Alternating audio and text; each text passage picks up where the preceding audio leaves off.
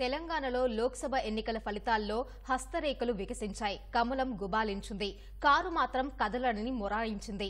ప్రధాన పార్టీలు కాంగ్రెస్, భాజపా చెరిసగం సీట్లు పంచుకున్నాయి. బారాస పూర్తిగా చతికిలపడింది. హైదరాబాద్లో ఎంఐఎం యథావిధిగా జయకేతనం ఎగురవేసింది. బారాస MLA Lasya Nanditha మృతితో అనివార్యమైన cantonment assembly segment ఉప ఎన్నికలో కాంగ్రెస్ అభ్యర్థి శ్రీగణేష్ విజయం సాధించారు.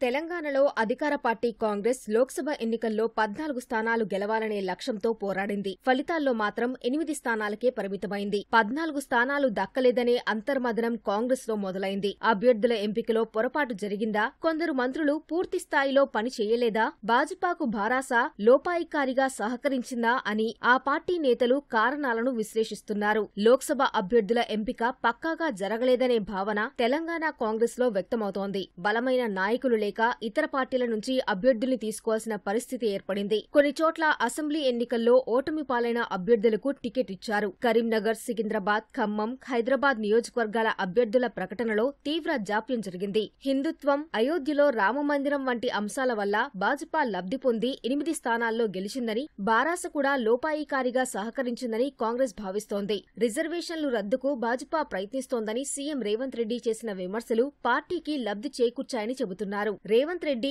ఎదురుదాడి చేయడం వల్లే 8 స్థానాలైనా దక్కాయని కాంగ్రెస్ వర్గాలు అభిప్రాయపడుతున్నాయి.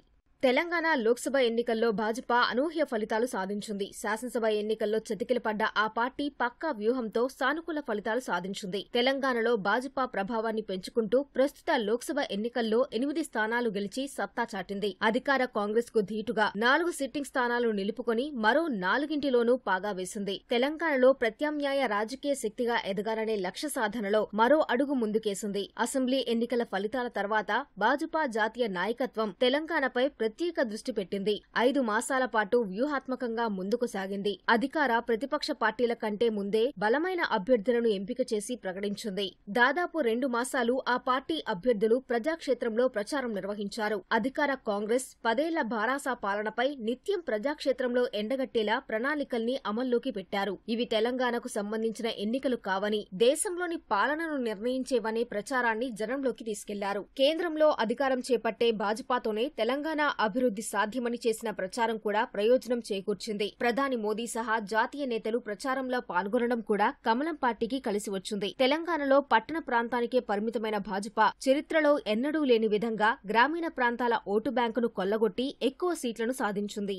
మరోవైపు గులాబీ పార్టీ తన రాజకీయ ప్రస్థానంలో ఘోర పరాజయాన్ని చవిచూసింది. ఒక్కటంటే ఒక్క లోక్సభ సీటు కూడా గెలవలేదు. 8 స్థానాల్లో బారాస డిపాజిట్ కోల్పోయింది. 2018 శాసనసభ ఎన్నికల్లో అత్యధిక ఓట్ల శాతాన్ని సాధించిన ఆ పార్టీ ఆ తర్వాత క్రమంగా క్షీణిస్తూ వస్తోంది. 17 నియోజకవర్గాల్లో కేవలం 16.6%తో 36 లక్షలకు పైగా ఓట్లకు మాత్రమే పరిమితమైంది. అసెంబ్లీ ఎన్నికలతో పోలిస్తే ఏకంగా 51 లక్షలకు పైగా ఓట్లను కోల్పోయింది. భారత రాష్ట్ర సమితి చరిత్రలోనే ఘోర పరాజయంతో లోక్సభలో ప్రాతినిధ్యాన్నే కోల్పోయింది. 2004 ఎన్నికలు మొదలుకొంటే లోక్సభలో గులాబీ పార్టీకి ప్రాతినిధ్యం లేకపోవటం ఇదే మొదటిసారి. కంటోన్మెంట్ ఉప ఎన్నికలోనూ బారాస పరాజయం పాలైంది. 2023 అసెంబ్లీ ఎన్నికల్లో 37.35% బారాస ఓట్ల శాతం పడిపోయింది. ఆ ఎన్నికల్లో పార్టీకి 87,53,924 ఓట్లు లభించాయి. తాజా లోక్సభ ఎన్నికల్లో గులాబీ పార్టీ ఓట్ల శాతం గతంలో ఎన్నడూ లేనంతగా కనిష్టానికి పడిపోయింది. కేవలం 16.68% మాత్రమే సాధించి 36,37,086 ఓట్లకు మాత్రమే పరిమితమైంది. కేవలం 6 నెలల్లోనే 21% పైగా ఓట్లు కోల్పోయింది.